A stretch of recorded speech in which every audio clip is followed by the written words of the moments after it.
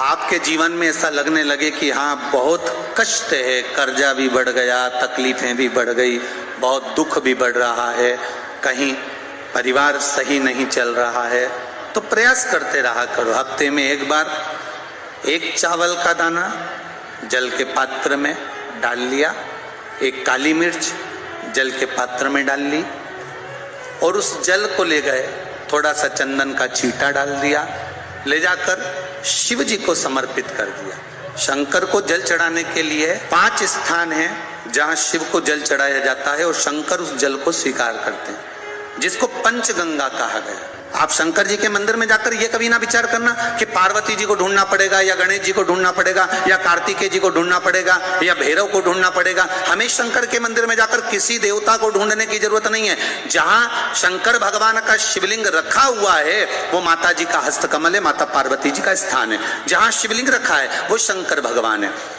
जहां जलाधारी है उस जलाधारी के पास में जहां पानी बहता है बीच में अशोक सुंदरी का स्थान है। जहां से पानी बह रहा है उसका राइट भाग वहां गणेश जी का स्थान है, लेफ्ट भाग कार्तिकेय जी का स्थान है। शंकर भगवान के ऊपर जो जल गिर रहा है वो शंकर भगवान की 5 लड़कियां जया, विषहरा, शामली बारी, दौतली, देव, ये शंकर जी की 5 बेटियां ऊपर हैं। जहां से पानी बहकर उस निकासी से, जहां नाली बनी रहती है, पानी जहां से निकलकर बाहर मंदिर के जा रहा है वो 33 कोटि देवताओं का स्थान है। इसलिए सारे मंदिरों की परिक्रमा हो सकती है पर शंकर जी के मंदिर की परिक्रमा नहीं करते, क्योंकि वो जल जो जा रहा है वो 33 कोटि देवताओं का स्थान है, उसको हम लांघ नहीं सकते। सबसे पहले शिव जी का जो जलाधारी है उसमें राइट भाग पर अपनी मनोकामना कर जल चढ़ाएं, फिर लेफ्ट भाग में चढ़ाएं रोग मुक्ति के लिए, अशोक सुंदरी की जगह पर चढ़ाएं, ये तीसरा स्थान। चौथा स्थान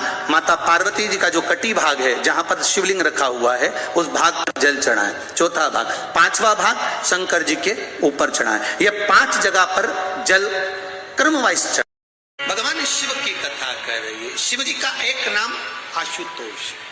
एक बात बहुत ध्यान दीजिएगा, अगर कहीं नौकरी नहीं लग रही है, सर्विस नहीं है, नौकरी नहीं है और आप कई बार इंटरव्यू दिया है, एग्जाम में बैठ भी गए, कंपटीशन एग्जाम में भी बैठे हो, और अगर नहीं हो रहा, कंपटीशन एग्जाम क्लियर नहीं हो रहा, या सीए का एग्जाम है या अन्य चीजों की पढ़ाई आप कर रहे हैं या कहीं नौकरी के लिए अप्लाई कर रहे हैं, नहीं हो रहा,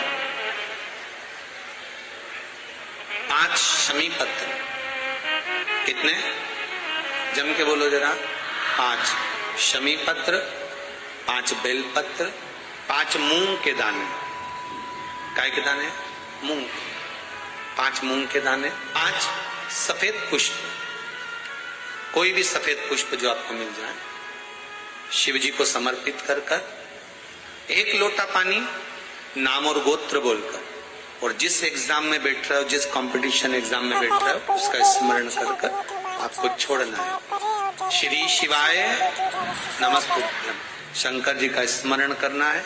ये एग्जाम के पहले जो भी सोमवार पड़े आप उस पर कर लीजिए। बाबा चाहेगा तो नौकरी लगेगी, 3 महीने के अंदर बाबा दे ही देंगे, ये पक्का। बिल्कुल फ्री हो, नहीं कुछ काम चल रहा, कोई नया काम करने का सोच रहे हो, व्यापार करने का सोच रहे हो या कुछ अच्छा करने का सोच रहे हो, नहीं हो रहा, उसके लिए भी आप ये कर सकते हैं। ये आप बाबा का स्मरण कर कर आप कर सकते। श्री शिवाय नमस्तुभ्यम। एक छोटा सा उपाय अवश्य करिएगा। अगर बच्चे कोई एग्जाम में बैठ रहे हैं या कंपटीशन एग्जाम है या नौकरी के लिए अप्लाई कर रहे हो, मान लो 4-6 महीने से बैठे हो, 8 महीने से बैठे हो, सर्विस नहीं है, नौकरी नहीं है, तो एक छोटा सा उपाय अवश्य करिएगा शिव महापुराण का। महाराज बेलपत्री के पेड़ के नीचे विराजमान होकर, बेलपत्री के पेड़ के नीचे जिसको नौकरी के लिए या एग्जाम में बैठ रहा है वो जल चढ़ाए, बेलपत्री के पेड़ के नीचे थोड़ा सा दूध चढ़ाए, फिर जल चढ़ाए और अपने राइट भाग में घी का दिया और अपने लेफ्ट भाग में तेल का दिया। किसी भी प्रदोष के दिन, प्रदोष काल में एक बार लगा दे, उसके बाद में अपनी कामना कर कर बेलपत्री के पेड़ के नीचे धोख लगाकर प्रणाम कर कर आ जाए और चले जाए इंटरव्यू के लिए, बाबा उत्तीर्ण करा ही देगा, नौकरी दिला ही देगा।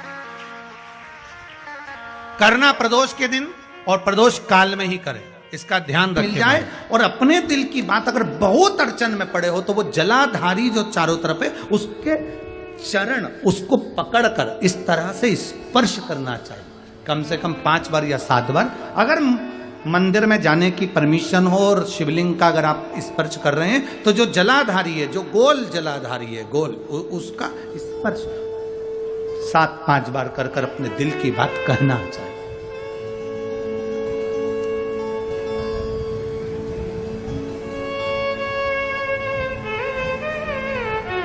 तीन जगह पर